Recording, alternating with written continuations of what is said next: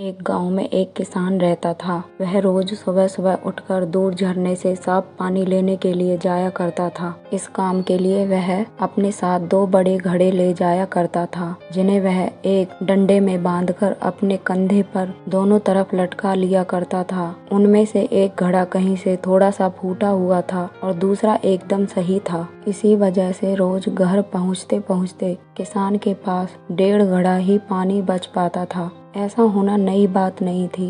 इसको 2 साल इसी तरह बीत चुके थे।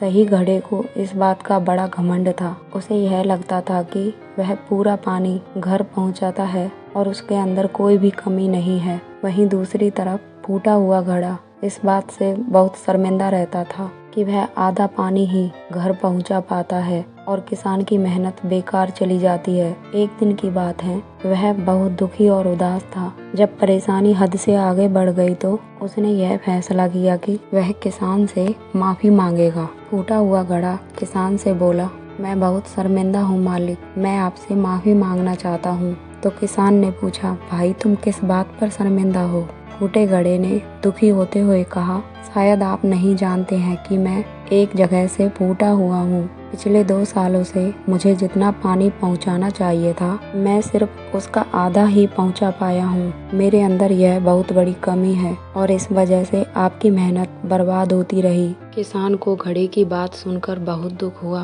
और बोला, इतना परेशान होना भी ठीक नहीं है। चलो मैं तुम्हारी उदासी दूर करता हूँ। एक काम करना, कल जब तुम रास्ते से लौटो तो अपने टपकते हुए पानी पर दुख करने के बजाय उस रास्ते में खिले हुए फूलों को देखना। कितने खुशबूदार, कितने खूबसूरत, कितने प्यारे और रंग बिरंगे फूल, और उनके आसपास उनके किनारे पर छोटे छोटे पौधे देखना। उस फूटे घड़े ने किसान की बात मानने का फैसला किया। रास्ते भर वह उन सुंदर फूलों को देखता हुआ आया और ऐसा करने से उसकी उदासी थोड़ी कम हो गई। पर फिर से वही हुआ। घर पहुँचते पहुँचते उसके अंदर से आधा पानी गिर चुका था। वह फिर से मायूस हो गया और किसान से माफी मांगने लगा। अब वह किसान बोला, शायद तुमने रास्ते पर ध्यान नहीं दिया। रास्ते में जितने भी फूल थे सब तुम्हें ही देख रहे थे और जो सही घड़ा था उसकी तरफ कोई भी नहीं ध्यान दे रहा था और सही घड़े की तरफ एक भी फूल नहीं देख रहा था। जानते हो ऐसा क्यों हो रहा था?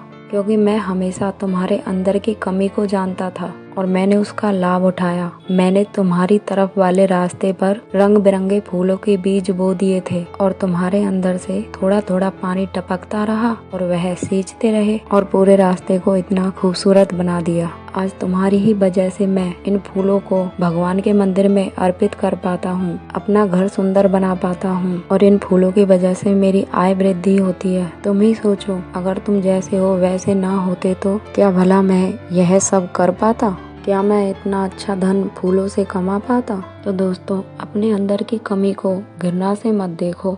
अगर हमारे अंदर कोई कमी है, उस कमी को सकारात्मक नज़र से देखकर एक सही दिशा में बढ़ सकते हैं।